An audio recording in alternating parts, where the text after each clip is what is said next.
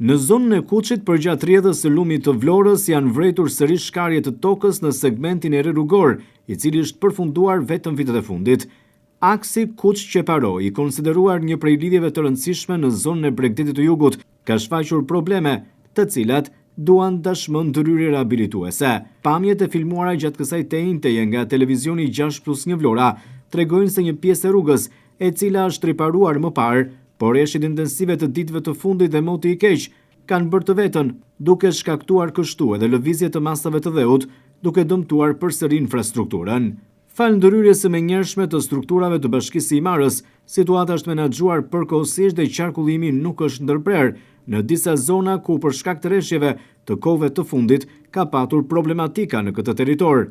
Megjithatë, shkarja e rrugës mund të krijojë problematika për sa i përket përdoruesve të saj, pra thëndryshe drejtuesve të automjeteve.